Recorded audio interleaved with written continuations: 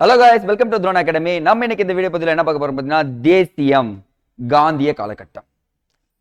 இந்த லெசன்ல எது முக்கியம் எது முக்கியம் இல்லைன்னு சொல்ல முடியாது, எல்லாமே முக்கியங்க அப்படின்னு சொல்றீங்களா சார்? கண்டிப்பாங்க. ஐஎன்எம் பொறுத்த வரைக்குமே இந்த லெசனை நீங்க படிக்காம போனீங்கன்னா எதுவுமே புரியாது. ஸோ அதனால இந்த லெசன் தான் வந்து பார்த்தீங்கன்னா உங்களுக்கு ஃபுல் என்டையர் ஸ்டோரியும் சொல்ல போது பார்க்கலாம். இன்னைக்கு சேலஞ்சே பண்ணிக்கலாம். எவ்வளோ கேள்விக்கு எவ்வளோ ஆன்சர் பண்றீங்கன்னு சொல்ல முடிச்சிடலாம். கடைசியா ஒரு குட்டி ஸ்டோரியோட லெசன் முடிச்சிடலாம். நான் எப்பவும் சொல்றேன், கடைசி வரைக்கும் அட்டன் பண்றவங்க எல்லாருக்குமே நம்ம கடைசி வரைக்கும் குட்டா தான் சொல்லிட்டு இருப்போம். பார்த்துலாம். ஃபர்ஸ்ட் கொஸ்டின் பார்த்துலாமா? எல்லா கேள்வியுமே இம்பார்ட்டன் தான் சொல்லியிருக்கேன். இந்த வகுப்பு வாரி இடஒதுக்கீடு ராம்சே மெக்டொனால்டோ அறிவித்த ஆண்டு நாள் எந்த நாள், எந்த ஆண்டு?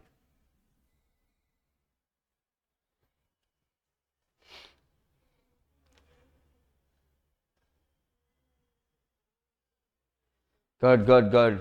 ஆப்ஷன் டி 1932ஆம் ஆண்டு ஆகஸ்ட் 16ஆம் தேதி தான் வந்து பாத்தீங்கன்னா வகுப்பு வாரி இடஒதுக்கீட்டை அறிவித்திருப்பாரு.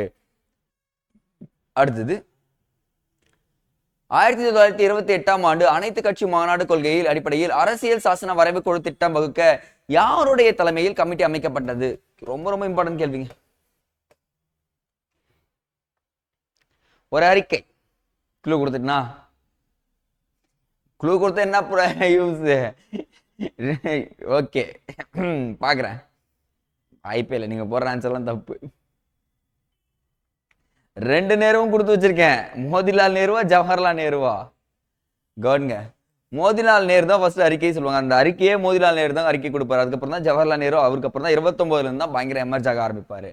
அடுத்தது மூன்றாவது கேள்வி. எந்த நாள் இந்திய அரசியல் சாசன திருத்தத்துக்கான சட்டப்பூர்வ ஆணையத்தை நியமிப்பதாக ஆங்கிலேய அரசு அமைத்தது? அது என்னன்னா ஒண்ணு இல்லைங்க, இந்த சைமன் கமிஷன் இருக்கு பாத்தீங்களா, அதை பத்தி கேட்டிருக்கேன். கேள்வி தெளிவா படிங்க.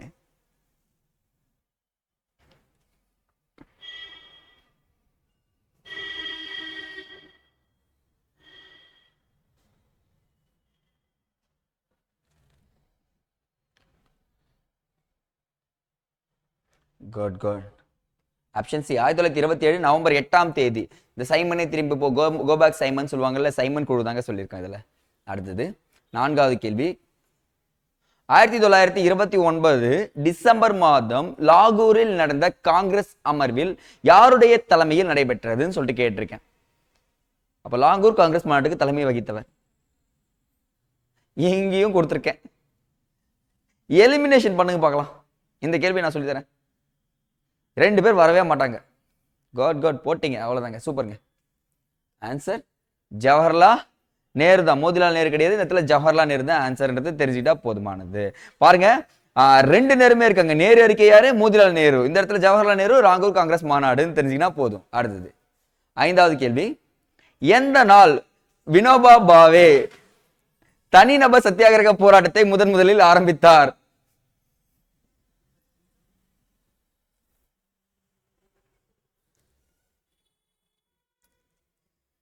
தனிநபர் சத்தியாகிரகம் கமெண்ட் செக்ஷன்ல ரெண்டாவது யார் பண்ணாங்கன்னு சொல்லுங்க பார்க்கலாம்.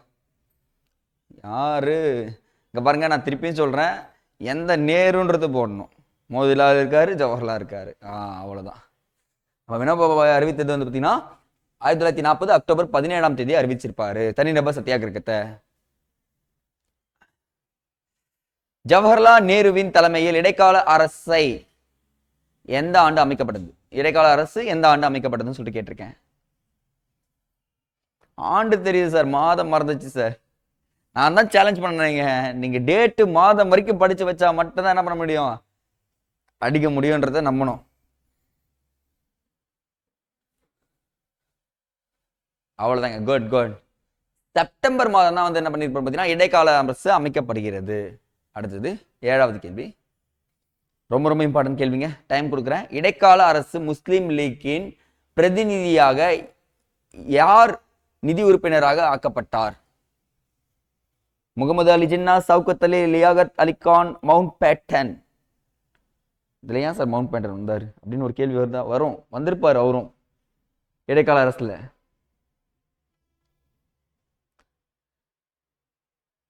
Good good good. அவ்வளவுதாங்க. லியாகத் அலி கான் தான் வந்து பாத்தீங்கன்னா இடைக்கால அரசுல ஒரு உறுப்பினராக சேர்க்கப்படுறாரு. அடுத்தது வீட்டு காவலில் இருந்து தப்பிய சுபாஷ் சந்திர போஸ் முதலில் எந்த நாட்டின் ஆதரவை பெற விரும்பினார்? எல்லா நாட்டுக்கும் போயிருப்பார், பட் ஆனா ஏதோ ஒரு நாட்டுடைய ஆதரவை பெற விரும்பினார். எந்த நாடு? இதுக்கெல்லாம் டைம்லாம் கூடாதுங்க. டக்குன்னு எடுத்து டக்குன்னு போட்டு ஆன்சரை போட்டு அடிச்சு விட்டுடணும். ABCD, இந்த 4 விரல், இந்த பாகுபலி படத்துல சொல்லுவாங்க தெரியுங்களா, நான் விரல் ABCD. கொஸ்டின் கேட்டவனே என்ன பண்ணிடணும், பிடிச்சதும் போடணும். சோவியத் யூனியன், அவ்வளவுதாங்க ஆன்சர். அந்த சோவியத் யூனியன் தான் ஃபர்ஸ்ட் போய் ஆதரவு பெற நினைப்பாரு. பட் ஆனா அவர் இருந்திருந்தாருன்னா லெசன்ல சொல்லியிருப்பேன். அடுத்தது 9வது கேள்வி, காந்தியடிகள் தண்டி யாத்திரையை எத்தனை பேர்களுடன் சபர்மதி ஆசிரமத்திலிருந்து போனார்? சபர்மதி ஆசிரமத்திலிருந்து ஒரு குறிப்பிட்ட பேரோட போவார், எத்தனை நபர்கள்? இது ஒரு இம்பார்ட்டன்ட் கொஸ்டின். உப்பு சத்தியாகிரகம் தாங்க தண்டி யாத்திரை. குட். 78 நபர்களுடன் சென்றிருப்பார். 78 டெலிகேட்ஸ் கூட போயிட்டு என்ன பண்ணிருப்பாரு, உப்பு அள்ளிருப்பார். அதை பத்தி நிறைய கொஸ்டின்ஸ் இருக்கு, அதனால நான் சொல்ல மாட்டேன். ஆஹா, ஜாலியன் வாலாபாக் பொதுக்கூட்டம் பற்றி அந்த அறிந்ததுடன் அந்த இடத்துக்கு பீரங்கி வண்டி ஆயுதம் ஏந்தி வீரர்களுடன் யார் போய் சுற்றி வளைக்கிறாரு அந்த இடத்த? ரவுலட், ஜெனரல் டயர், ஜெனரல் ஓ டயர், ஜெனரல் ரெஜினல் டயர். ஐயா டயரா வச்சிருக்கீங்களே ஐயா, எந்த டயர் ஐயா போடுறது? இதுதான் இந்த பாடம் நான் ரொம்ப ரொம்ப இம்பார்ட்டன்ட் சொன்னேன். ஏன்னா வரலாற்று நிகழ்வுகளை கோர்வையா கோத்து என்ன பண்ணிடலாம், படிச்சு முடிச்சிடலான்றத சொல்லலாம். ஆப்ஷன் டி, ரெஜினால். சரிங்க, ஒரு நிமிஷம். ரெஜினால்ட் டயருங்க, சரிங்களா?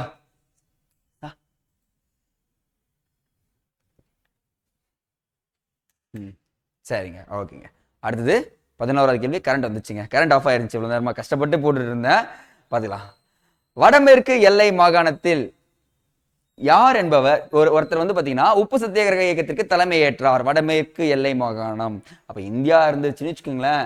இதுதான் வடக்கு தெற்கு, அந்த வடமேற்கு எல்லை மாகாணம்னு ஒண்ணு இருக்கு. இந்த இடத்துக்கு தலைமை தாங்கியவர் யாருன்னு கேட்கிறேன்.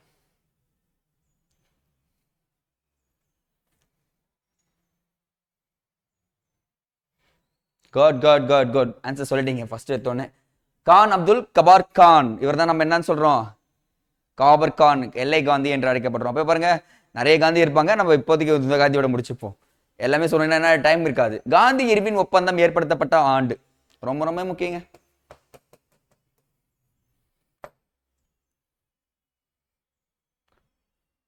இவருடைய பேச்சு கேட்டுதான் என்ன பண்ணுவாரு, 2வது வட்டமேசை மாநாட்டுக்கு போவார். எந்த ஆண்டு? டேட்டு மாற்றிருக்கோமோ, மறந்துச்சு சார். பி கிடையாது, கிடையாது. சி இல்லவே இல்லை. அப்ப ஆப்ஷன் என்ன சார்? சி, மார்ச் 5 தான் ஆன்சர். இங்க பாருங்க, நான் என்ன குழப்பி விடுவேன், ஓகேங்களா? எனக்கு தேவை ஒரு மீன், அதுக்காக நான் குட்டையை குழப்பவும் செய்வேன், அதுல இருந்து மீனும் எடுப்பேன். ஆக மொத்தம் நான் என்ன குழப்பினாலும் நீங்க தெளிவா உங்க ஸ்டாண்ட்ல நிக்கணும், அப்பதான் ஆன்சர் பண்ண முடியும். அடுத்தது 13வது கேள்வி, எந்த நாள் நடந்த 2வது வட்டமேசை மாநாடு காந்தியடிகள் கலந்து கொண்டார்? ஏதோ ஒரு நாளை கேட்டங்க, ஆனா 31ன்றது தெரியும், பட் ஆனா இந்த இடத்துல எதுன்னு தெரியலையே. உங்களுக்காக ஒரு வாய்ப்பு வரும், அந்த வாய்ப்பை நீங்க பயன்படுத்தணுங்க, வருங்க. அவ்வளவுதாங்க, சூப்பருங்க. Option D, 1931 September 7. அவ்வளவுதாங்க. அப்ப இந்த இடத்துல வந்து பாத்தீங்கன்னா கலந்து கொண்டு இருப்பாரு. அடுத்தது, ஆஹா பெரிய கேள்வியாச்சே. வழக்கறிஞர் பட்டம் பெற்ற காந்தியடிகள் இந்தியா திரும்பியவுடன் வழக்கறிஞராக ஒரு இடத்துல பணியாற்றியிருப்பார். முயற்சியை மேற்கொண்டார். எந்த இடம்? கல்கத்தா, குஜராத், பம்பாய், சென்னை. எல்லா இடத்துலயும் வழக்கறிஞரா பணியாற்றியிருப்பாருன்னு சொல்றீங்களா? இல்லவே இல்லை.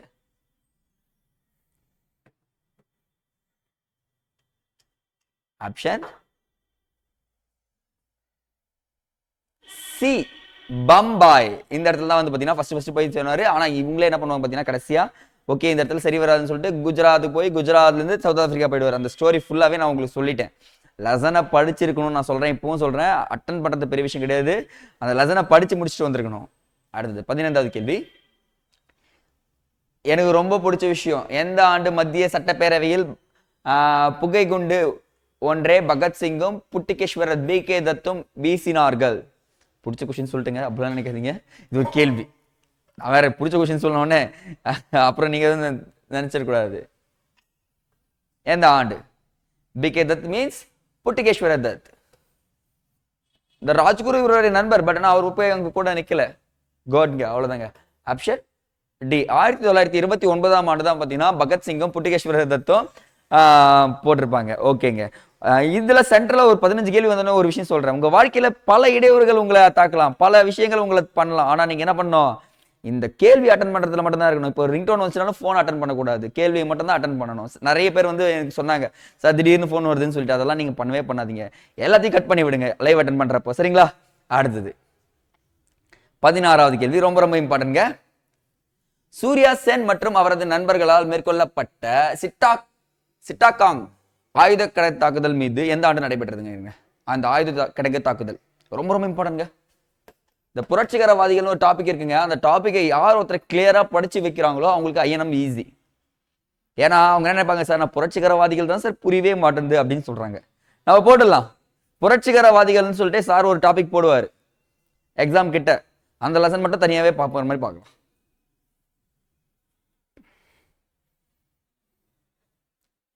குட்ங்க. ஆப்ஷன் இந்த இடத்துல ஒரு சின்ன மிஸ்டேக் மட்டும், என்னன்னா ஏப்ரல் மாசம் தான். ஓகேங்களா? ஆப்ஷன் ஏ மட்டும் போடுங்க, சி வேண்டாம். ஏன்னா ஏப்ரல் கொஞ்சம் மறந்துட்டேன், மன்னிச்சுக்கோங்க. இந்த இடத்துல ஏ போட்டால் மட்டும் ஆன்சர் ரைட்டு. அடுத்தது, அகில இந்திய கூட்டமைப்பு ஏற்பட வேண்டும் என்று வலியுறுத்திய சட்டம்.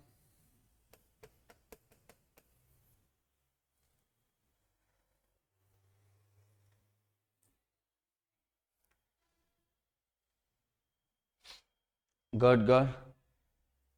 அகில இந்திய கூட்டமைப்பு வேண்டும் என்று, நல்லது நல்லது.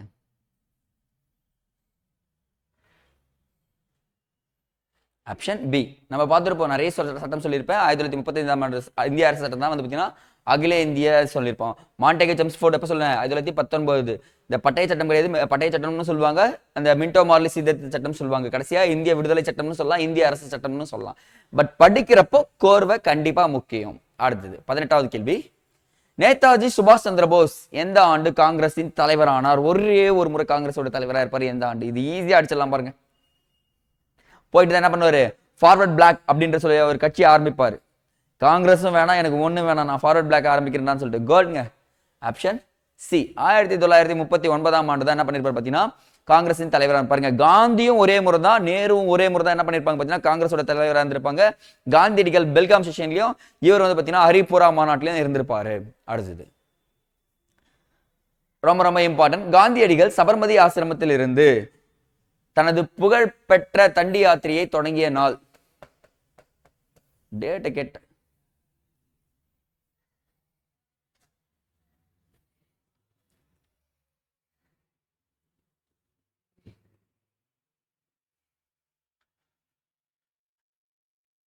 ஓகே, இல்ல இல்ல இல்ல இல்ல okay okay okay okay good. Option A. March 12 தான் வந்து பாத்தீங்கன்னா எத்தனை பேர் கூட போயிருக்காரு சொன்னேன்? 78 நபர்களுடன் புறப்பட்டு போயிட்டு இருப்பாரு. அடுத்தது, ஆஹா ரொம்ப பிடிச்ச டாபிக், இந்த குழந்தைங்களுக்கு சாப்பாடு விட்டு காமிப்பாங்கல்ல, அதே மாதிரி தான் இவனுங்க பிரிட்டிஷ் நமக்கு பண்ண விஷயம். 1940ஆம் ஆண்டு ஆகஸ்ட் மாதம் காங்கிரஸ் 2ஆம் உலக போரின் போது இந்தியர்களுக்கு ஆதரவை பெற டொமினியன் சலுகையை வழங்க முன் வந்தவர் யார்? ஸ்டேட்டஸ், டொமினியன் ஸ்டேட்டஸ் கொடுத்திருப்பாரு. யார் அவரு? ஐயோ மறைச்சிட்டனோ, மன்னித்துக் கொள்ளுங்கள். இது பேர் ஆகஸ்ட் ஆஃபர்னு சொல்லலாம், ஆகஸ்ட் அறிக்கைன்னு சொல்லுவாங்க. ரெண்டு இருக்குங்க, பட் ஆனால் இதுல 1940 ரொம்ப முக்கியம். குட். லேன்லெத்கோ அவர் தான் வந்து பார்த்தீங்கன்னா என்ன பண்ணியிருப்பாரு சொல்லியிருப்பாரு. அடுத்தது 21வது, கிரிப்ஸ் தூதுக்குழுவின் திட்டங்களை திவாலாகும் வங்கியின் பின் தேதியிடப்பட்ட காசோலை என்று அறிவித்தவர், அழைத்தவர். போஸ்ட் டேட்டட் செக்குன்னு சொல்லுவாங்க அது ஆக்சுவலா. குட். காந்தியடிகள் தாங்க சொல்லியிருப்பாரு. காந்தி என்ன சொல்லியிருப்பாருன்னா இது பின் தேதியிடப்பட்ட வங்கியின் காசோலைன்னு சொல்லிட்டு சொல்லியிருப்பாங்க. அடுத்தது, வெள்ளையனை வெளியேறு தீர்மானத்தின் வித்திட்ட அகில இந்திய காங்கிரஸ் கமிட்டி எந்த நாள் பம்பாயில் கூடியது? டேட் கேட்ட, ஏதோ ஒரு நாள் பாத்தீங்கன்னா பம்பாயில கூடியிருக்காங்க. எந்த நாள்?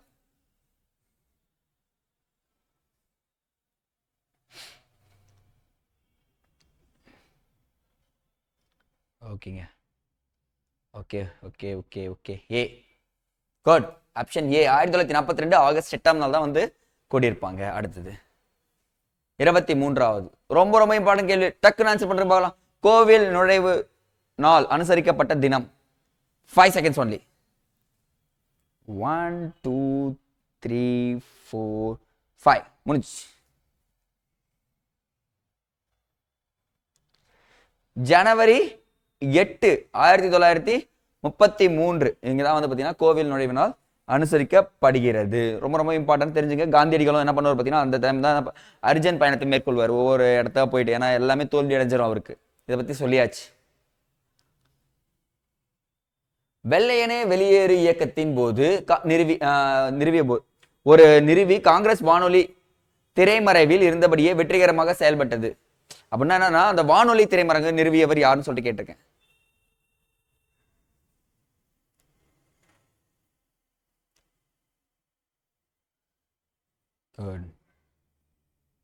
அவ்வளவுதாங்க.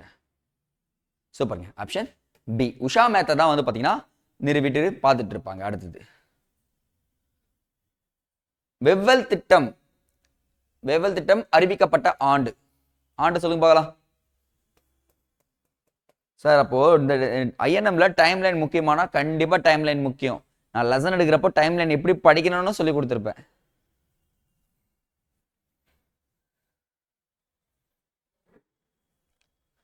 Good good. 1945 ஜூன் 14ஆம் நாள் தான் என்ன ஆயிடுச்சு பார்த்தீங்கன்னா வெவ்வல் திட்டம் அறிவிக்கப்பட்டிருக்கு. அடுத்தது 26வது கேள்வி, பம்பாயில் ராயல் இந்திய கடற்படை மாலுமிகள் கிளர்ச்சி செய்த ஆண்டுன்னு கேட்டிருக்கேன். ஓகேங்க. 1946 பிப்ரவரி மாதம் பண்ணிருப்பாங்க. மந்த் ரொம்ப முக்கியங்க. அவங்க ஒவ்வொரு விஷயமும் யார் யார் எங்க பண்ணாங்கன்றது தெளிவா நோட் பண்ணி வைங்க போதும். அடுத்தது 27வது கேள்வி, மறக்க மாட்டீங்க. மோகன்தாஸ் கரம்சந்த் காந்தி எந்த ஆண்டு குஜராத் போர்பந்தலில் பிறந்தார்? என்ன சார் ஈஸியான கேள்வியே வரலன்னு நினைச்சிருந்தீங்களா? எல்லாமே ஈஸியா தான் இருந்துச்சு. பட் என்ன ஆயிடுச்சுன்னு பாத்தீங்கன்னா கொஞ்சம் ஆயிடுச்சு.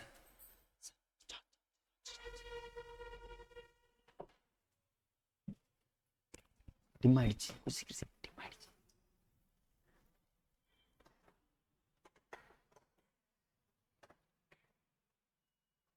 பாருங்க 27வது கேள்வி,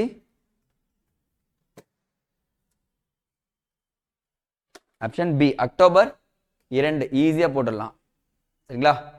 கொஞ்சம் அந்த பவர் ஆஃப் ஆகி வருதுங்க, அதனால தாங்க அந்த மாதிரி இருக்கு. ஓகே பிரச்சனை இல்லை. இப்போ ஓகேங்க, கொஞ்சம் ரைட்டாங்க ரைட்னஸ். ஓகேங்க வந்துருச்சுங்க. ஓகேங்க.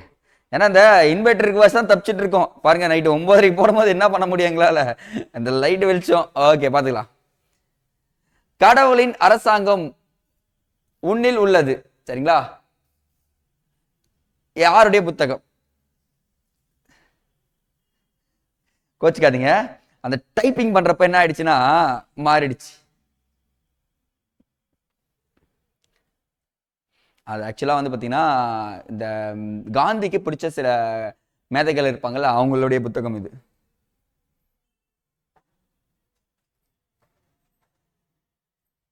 டால்ஸ்டாய் இவருடைய புத்தகம் தாங்க. அடுத்தது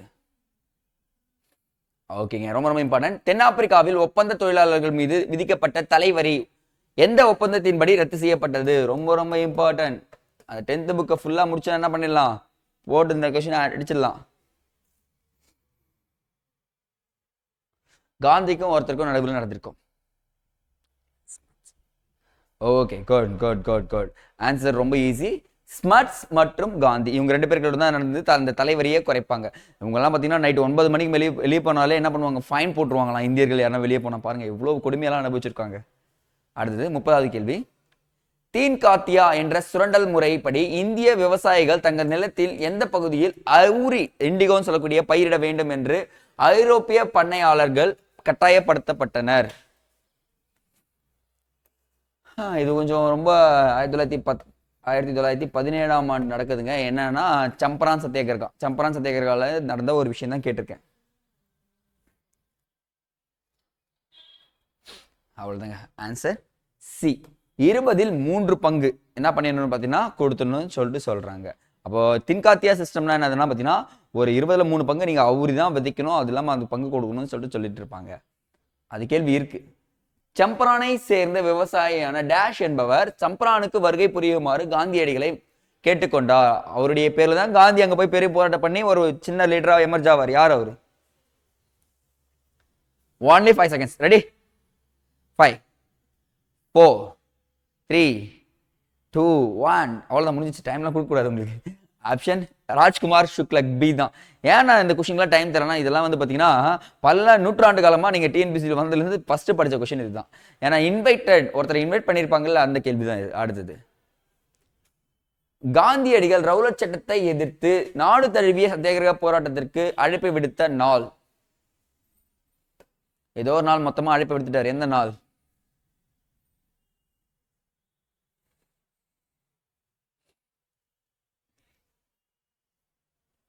குட்ங்க. ஆப்ஷன் டி 1919 ஏப்ரல் 6ஆம் தேதி தான் என்ன பண்ணிருப்பாங்க பார்த்தீங்கன்னா அழைப்பு விடுத்திருப்பாரு. 33வது கேள்வி, ரவுலட் சட்டத்திற்கு எதிரான போராட்டம் எந்தெந்த இடங்களில் தீவிரமானது? பார்க்கலாம். இந்த லெசனை நடத்தும் போது நான் ஒரு ஸ்டோரியா சொல்லியிருப்பேன் இந்த பாயிண்ட்டை. ஆனா அந்த பாயிண்ட் புக்ல இருக்குங்க.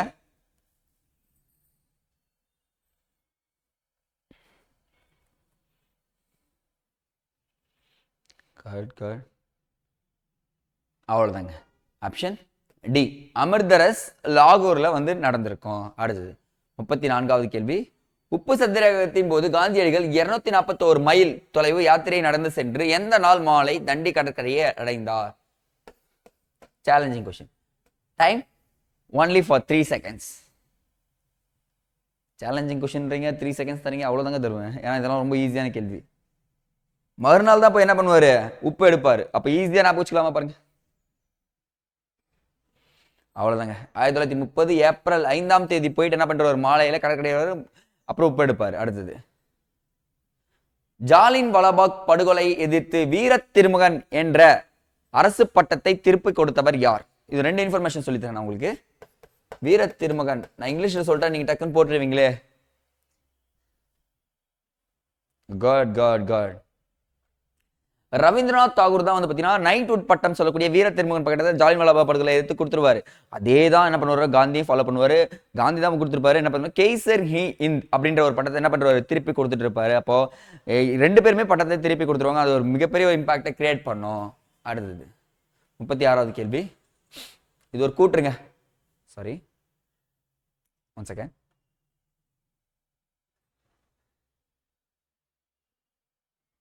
Okay, fix. உங்கள் மாவட்டங்களுக்கு செல்லுங்கள். கதர், இந்து முஸ்லிம் ஒற்றுமை, தீண்டாமை ஒழிப்பு ஆகியவை பற்றிய செய்திகளை பரப்புங்கள். இளைஞர்களை ஒன்று திரட்டி அவர்களை சுயராஜ்யத்தின் உண்மையான விவரங்களை வீரர்களாக உருமாற்றுங்கள் என்று காங்கிரஸாருக்கு அறிவுறுத்தியவர் யார்? காங்கிரஸாருக்கு அறிவுறுத்தியவர்.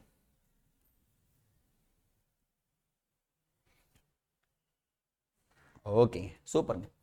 இவர் தாங்க அந்த கூட்ட குறிப்பார் காந்தியடிகள். இந்த இடத்துல ஒரு 2 பேருமே இன்ட்ரடக்ஷன் ஆகுங்க. யாருன்னு பார்த்தீங்கன்னா அம்பேத்கரும் சொல்லியிருப்பாங்க சில விஷயங்களை. இதுல காந்தி என்ன பண்ணியிருப்பாரு? எல்லாருமே ஒன்று திரட்டுங்கன்னு சொல்லியிருப்பாரு. அடுத்தது 37வது, கிலாஃபத் குழுவின் கூட்டம் காந்தியடிகள் அகிம்சை மற்றும் ஒத்துழையாமை இயக்கத்தை ஏற்றுக்கொண்ட நாள். கிலாஃபத் குழு கூட்டம் காந்தியடிகளின் அகிம்சை மற்றும் ஒத்துழையாமை இயக்கத்தை ஏற்றுக்கொண்ட நாள்.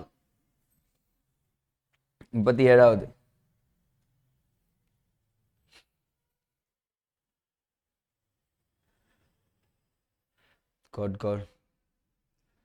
போட்டுதான் இருக்கீங்க. நானும் இங்க பார்த்து தான் இருக்கேன் எத்தனை பேர் ஆன்சர் பண்றீங்கன்ட்டு. காட் 37வது ஜூன் 9, 1920 ஜூன் 9. பார்க்கலாம். அடுத்தது 38வது, இந்திய தேசிய காங்கிரஸ் ஒத்துழையாமை இயக்கத்திற்கு அனுமதி வழங்கிய நாள். ஒரு சிறப்பு அமர்வும் நடக்கும். அட் தி சேம் டைம்ல இதுக்கும் கொடுத்துருப்பாங்க. எந்த நாள்னு சொல்லிட்டு கேட்டிருக்கோம்.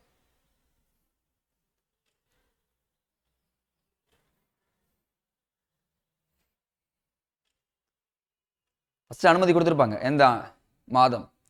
அவ்வளவுதாங்க. குட்ங்க. ஆப்ஷன் டி 1920 செப்டம்பர் மாதம் தான் கொடுத்துருப்பாங்க. அடுத்தது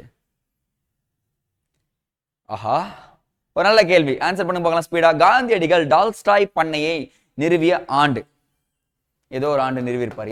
எந்த ஆண்டு?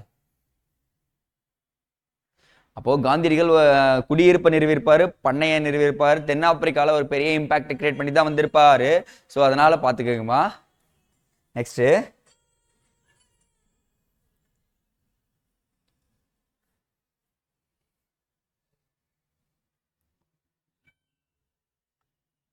ஆயிரத்தி 1910 ஆண்டு தான். 40வது கேள்வி. ஒத்துழைமை இயக்கத்திற்கு அனுமதி வழங்குவதற்கான தீர்மானம் சேலம் சி விஜயராகவாச்சாரியாரின் தலைமையில் எங்கு நடந்த அமர்வில் நிறைவேற்றப்பட்டது? ரொம்ப ரொம்ப இம்பார்ட்டன்ட்ங்க. அப்ப சேலம் விஜயராகவாச்சாரியார் வந்து பாத்தீங்கன்னா ஒரு அமர்வுல இருந்திருப்பாரு. பட் ஒத்துழைமை இயக்கத்துக்கு எந்த இடம்?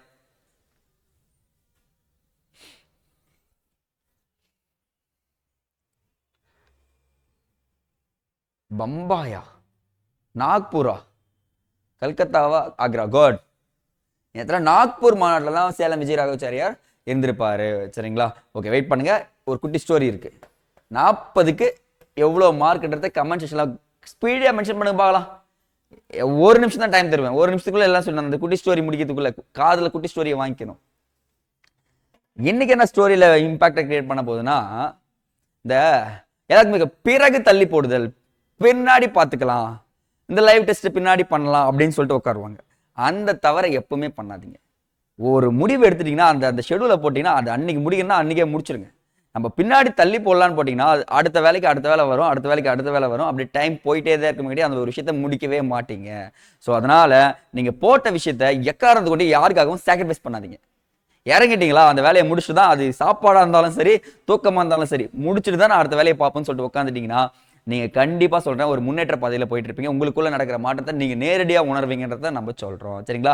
ஓகேங்க, இந்த லைவ் டெஸ்டோட நம்ம பார்க்கலாம். அடுத்த வீடியோ சந்திக்கலாம். நன்றி.